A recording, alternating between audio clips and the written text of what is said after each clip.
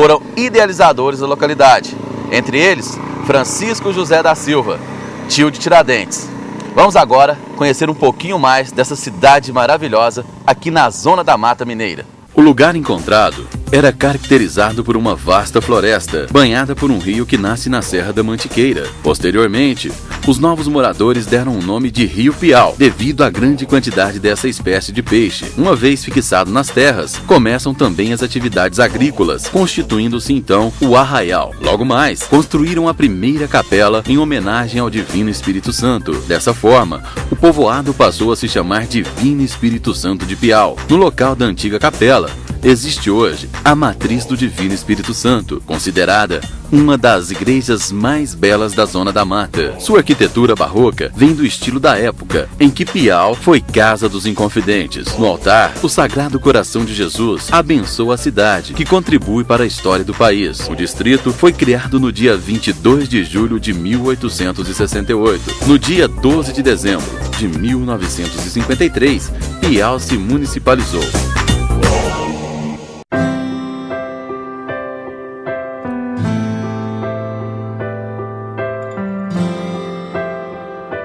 Depois dessa super matéria de aventura, esporte radical que você acabou de acompanhar com a nossa equipe de reportagem, o ambiente agora é de religiosidade e bem mais calma.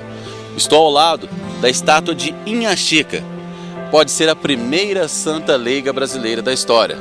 Ao lado do Santuário da Conceição, iremos agora mostrar para você, telespectador, um pouquinho da vida da santa que realizou muitas e muitas obras de caridade em sua vida. A serva de Deus de fato viveu uma vida de santidade. Sua casa simples esconde no chão que outrora era de terra batida, e nas paredes que hoje recebem um belo altar, segredos que nenhum homem jamais irá conseguir desvendar.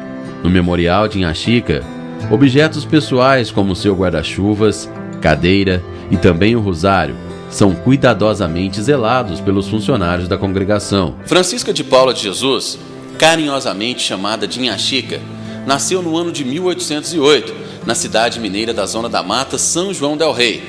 Aos 8 anos de idade, mudou-se para Baipendi, onde realizou suas obras de caridade.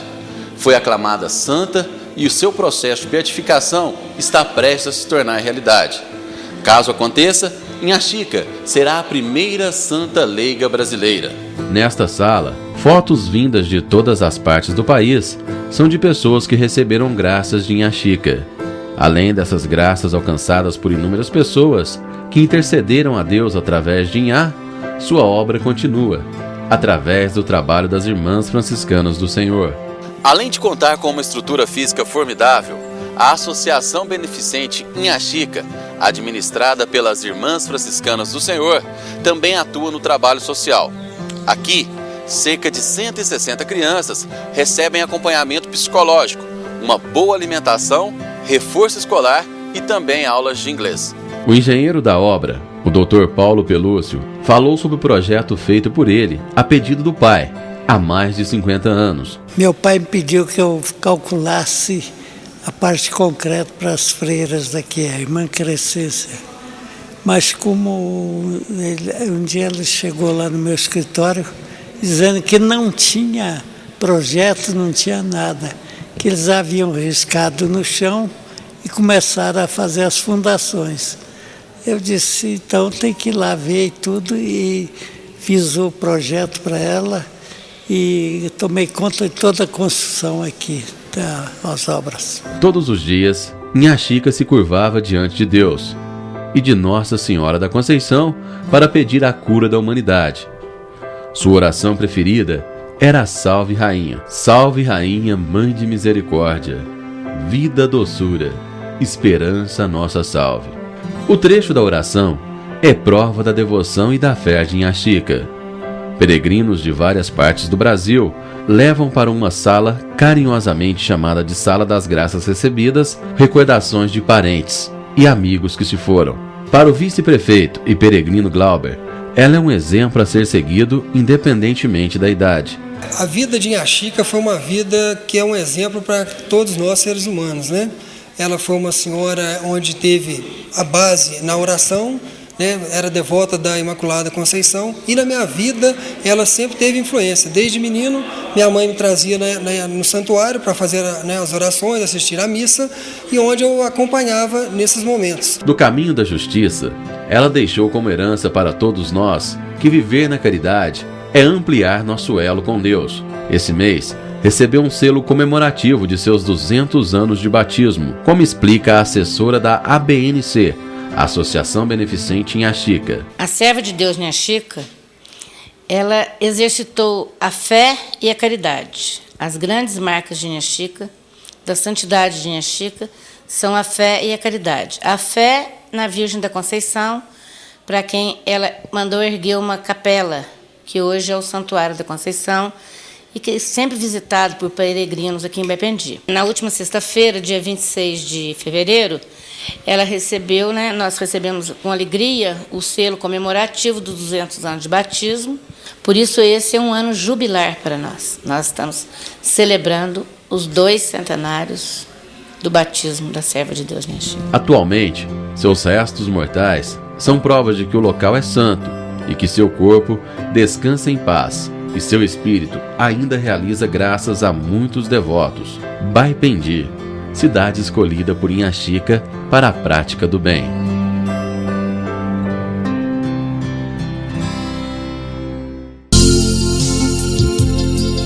Nossa peregrinação pelo espaço sagrado Monte das Oliveiras continuou. Estamos agora na cena da Santa Ceia, onde Jesus disse aos apóstolos: "Fazei isso em memória de mim." A santidade de Jesus é tão grandiosa que o Filho de Deus superou 40 dias de tentação no deserto. Disse o diabo a Jesus: "Se és tu, o rei dos judeus, ordene que estas pedras se transformem em pão." E Jesus respondeu: "Está escrito, nem só de pão viverá o homem, mas de toda palavra que sai da boca de Deus." Atualmente, o espetáculo do Monte das Oliveiras é prova de que o elo entre Deus e o homem pode estar próximo. Depende de cada um de nós, de nossas ações, de nossas palavras e nossos comportamentos. Realmente eu conheço o Monte das Oliveiras fazem 20 anos. E aqui é um centro bíblico, né? É importante para a região, um dos cenários assim ao ar livre, né? Importante até para a região e para o Brasil também, como lá Nova Jerusalém em Recife. Maria, esposa de José e mãe de Cristo, tema central da história, Maria e a paixão de Jesus, foi uma mulher guerreira, sofrida, sabia o tempo todo o que iria acontecer com seu filho. Mesmo assim, com santidade seguiu as ordens do Criador. Sua intérprete, Beatriz Vilela, falou sobre a importância do personagem na peça. Eu procurei me empenhar na pessoa que foi Maria, a mulher divina que foi escolhida por Deus. E assim, procurando me empenhar assim, eu procurei buscar, como o lugar do Monte das Oliveiras é muito sagrado, procurei me empenhar no lugar e assim procurar o máximo de realismo possível, passar isso para as pessoas. Mesmo provando aos 12 e para todo o povo que era filho de Deus, curando aleijados, leprosos, cegos, foi negado por Pedro, traído por Judas, julgado por doutores da lei. Sua santidade e seus milagres não foram suficientes para que entendêssemos o significado de sua existência. Jesus nos causa um tremendo espanto, porque a sua mensagem era totalmente focada no reino e na palavra revelada. Não havia nada de novo, havia um novo sentido, havia poder, havia sabedoria e muito, mas muito amor. Jesus Cristo foi tentado pelo diabo. Sua mãe, Maria, sofreu como nenhuma outra mãe neste mundo. Jesus realizou milagres inesquecíveis e inexplicáveis pela ciência. Mesmo assim, o seu final foi em uma cruz. Caso profundo, eu insisto em ver a margem.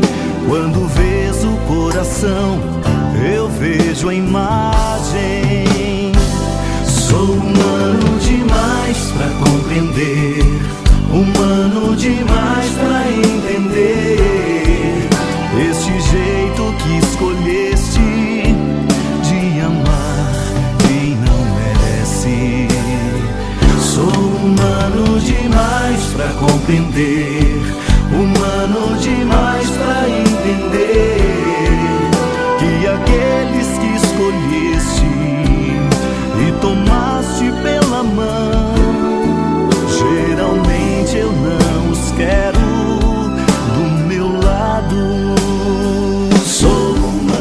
Maria e a Paixão de Jesus. O público aprovou. Eu achei muito bonito, achei importante a gente ter a oportunidade de ver ao vivo a Paixão de Jesus Cristo.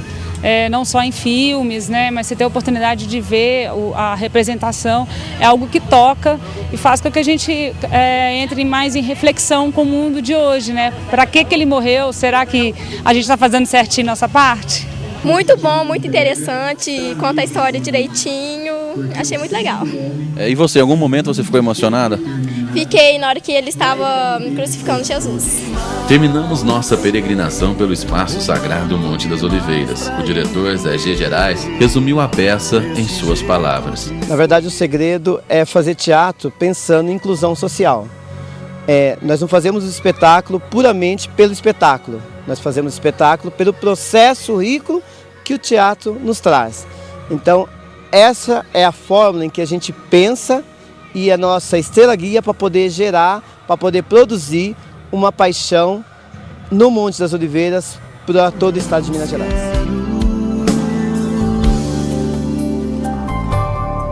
Do meu lado,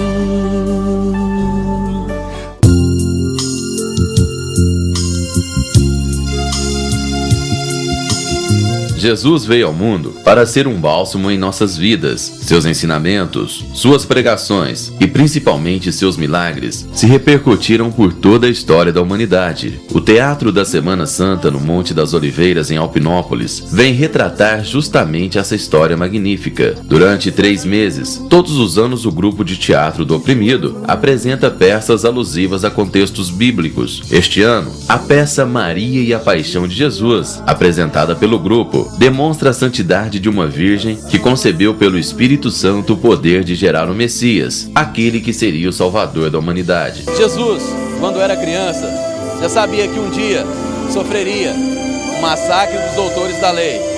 Mas mesmo assim, na infância, Jesus já pregava e realizava milagres.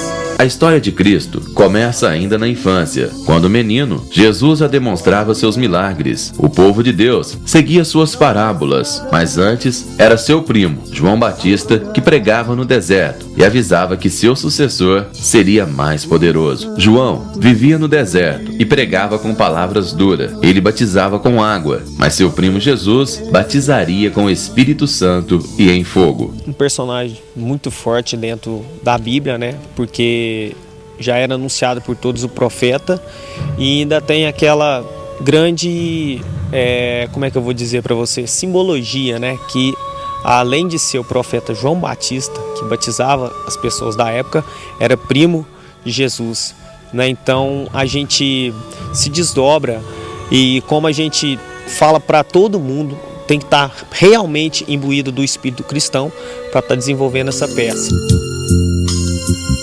Pessoas importantes viviam ao lado de Jesus. Suas escolhas eram sábias. Cristo não media esforços para salvar a humanidade. Mesmo assim, dentre os 12 trairia o Filho de Deus. Um dos momentos mais marcantes na vida de Jesus Cristo é a traição de Iscariotes. E como Judas, hoje, várias pessoas fazem a mesma coisa. A traição na humanidade é uma coisa que se perdura por séculos. As 30 moedas de pratas recebidas por Judas Iscariotes não foram suficientes para salvar sua vida. Judas suicidou-se. Em sinal de arrependimento, peço compaixão para minha alma. Perdoe-me, Pai.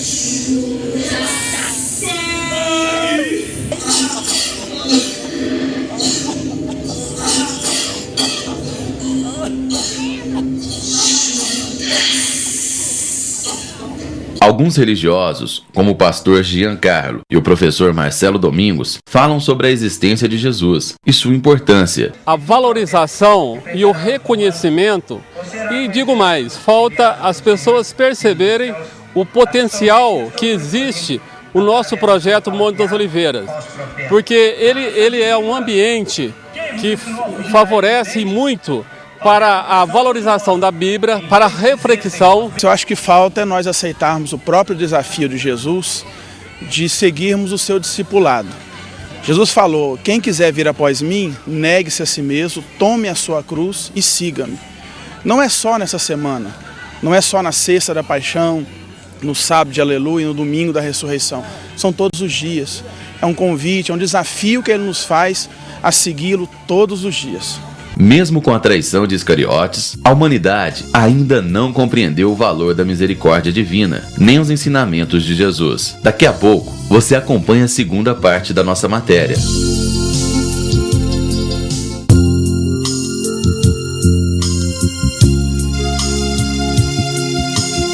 Jesus veio ao mundo para ser um bálsamo em nossas vidas. Seus ensinamentos, suas pregações e principalmente seus milagres se repercutiram por toda a história da humanidade. O Teatro da Semana Santa no Monte das Oliveiras, em Alpinópolis, vem retratar justamente essa história magnífica. Durante 3 meses, todos os anos o grupo de teatro do Oprimido apresenta peças alusivas a contextos bíblicos. Este ano, a peça Maria e a Paixão de Jesus, apresentada pelo grupo, demonstra a santidade de uma virgem que concebeu pelo Espírito Santo o poder de gerar o Messias, aquele que seria o Salvador da humanidade. Jesus, quando era criança, já sabia que um dia sofreria o massacre dos doutores da lei.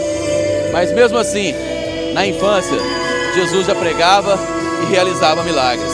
A história de Cristo começa ainda na infância. Quando menino, Jesus já demonstrava seus milagres. O povo de Deus seguia suas parábolas, mas antes era seu primo, João Batista, que pregava no deserto e avisava que seu sucessor seria mais poderoso. João vivia no deserto e pregava com palavras duras. Ele batizava com água, mas seu primo Jesus batizaria com o Espírito Santo e em fogo. Um personagem muito forte dentro da Bíblia, né? Porque já era anunciado por todos o profeta e ainda tem aquela grande, como é que eu vou dizer para você, simbologia, né? Que além de ser o profeta João Batista, que batizava as pessoas da época, era primo de Jesus, né? Então a gente se desdobra e como a gente fala para todo mundo, tem que estar realmente imbuído do espírito cristão para estar desenvolvendo essa peça.